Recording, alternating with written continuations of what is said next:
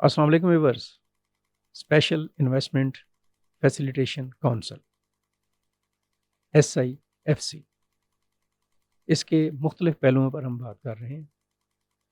और अगर थोड़ा थोड़ा सा अमीक नज़रों से देखा जाए तो इस बात को हम लम्हा शुक्र के तौर पर भी एक्सप्लेन कर सकते हैं कि SIFC के प्लेटफॉर्म पे कौमी क़यादत ने और कौमी क़यादत के तमाम धारों ने यकसुई के साथ, मशावरत के साथ और इत्तफ़ाक़ राय के साथ ऐसे इक़दाम किए हैं कि उनके समरात दिखाई देना शुरू हो गए।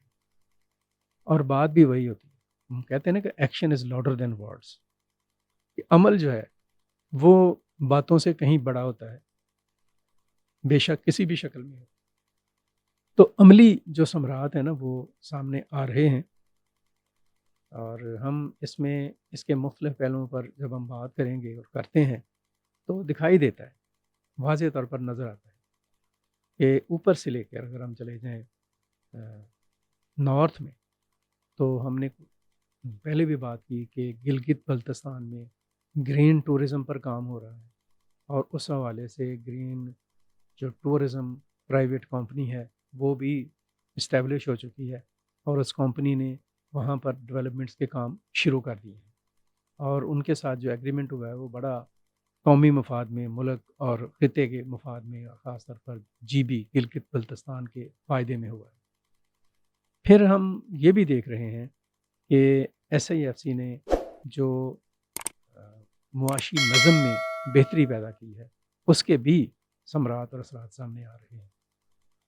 इसी तरह से हम ये भी देखते हैं कि SIFC के प्लेटफॉर्म के ऊपर दोनों तरह की सफारतकारी हुई है, अस्करी सफारतकारी भी और सियासी सफारतकारी। ये अच्छी डेवलपमेंट्स हैं जो कि सामने आ रही हैं, लेकिन मैं ये समझता हूँ कि कुछ ऐसी भी चीज़ें हैं जिनके ऊपर SIFC को मज़ीद काम करने की ज़रूरत है, मज़ीद लगन के साथ, मज़ीद यकसुई के साथ।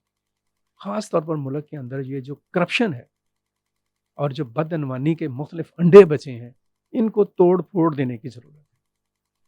ठीक है, माना कि जितनी बुरी तरह से ये नासूर फैला हुआ है, शायद इसको जड़ से ना उखाड़ा जा सके और बिल्कुल ही मुआशरे को करप्शन फ्री ना किया जा सके, लेकिन जितना भी इस मुसीबत से लोगों को बचाया जा सकता है, बचाने की कोशिश होनी चाहिए। और इस मकसद के लिए बहुत ही स्ट्रिक्ट एडमिनिस्ट्रेटिव जो स्टेप्स हैं वो लेने की ज़रूरत है। अगर ये सख्त इंतज़ामी इक़दाम ले लिए जाएँ और ऊपर के प्लेटफॉर्म से SIFC पे जो लोग बैठे हुए हैं वो लोग इसको ख़ुद मॉनिटर करें, आर्मी चीफ, प्राइम मिनिस्टर, वज़ारत दाखिला, वज़ारत ख़ारजा। वज़ारत ख़ारजा तो हर बाहर के मामलात के लिए है।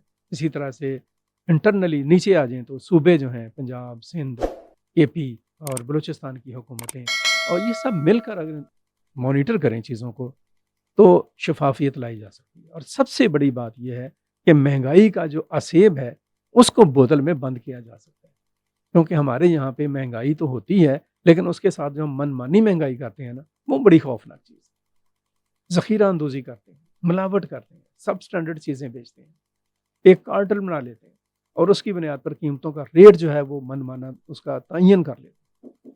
इन चीज़ों के ऊपर कंट्रोल करने की ज़रूरत है। इसी तरीके से स्मगलिंग है, 23 अरब डॉलर है जो स्मगलिंग की शक्ल में पाकिस्तान को हर साल नुकसान पहुँचता है। तो अगर हम स्मगलिंग के नासूर को काबू में कर लें तो 23 अरब डॉलर की बचत हो सकती है। इसी तरह से एनर्जी का सेक्टर, एनर्जी को बहुत रिलैक्स करने की ज़रूरत है। पाकिस्तान में एनर्जी का बहुत खौफनाक हाल है। बिजली की कीमतें अंधाधुंध बढ़ रही हैं, लोग परेशान हैं, सनतकार परेशान हैं, ज़िम्मेदार परेशान है, हर जगह पे एक परेशानी है कि ऐसी महंगी बिजली की और ऐसी महंगी तवानाई के साथ हम कैसे ज़िंदगी गुजारेंगे। इसके लिए हमें अपने कुदरती वसाइल के ऊपर इन्हिसार करने की पॉलिसी बनाना होगा। तो ये सारी चीज़ें, इनके ऊपर एक फैसला कुन कदम उठाने की ज़रूरत है और ये सारी चीज़ों के साथ साथ कानून की बालादस्ती, एहतसाब का शफाफ, चोरों डाकू जो हैं, जो करप्ट हैं और जो आप कह लें कि रॉन्ग नंबर्स हैं, उनकी गर्दन दबोचने की ज़रूरत है। वो बेशक कोई भी हैं, कहाँ भी हैं, कितने ही ताकतवर क्यों नहीं। ये इक़दाम अगर कर लिए जाएंगे और कर लिए जाते हैं तो SIFC का प्लेटफॉर्म अगरचे फ़ायदेमंद साबित हो रहा है, یہ اور بھی عامت الناس کے لیے، ملک کے لیے، معیشت کے لیے فائدہ مند ثابت ہوگا۔ شکریہ۔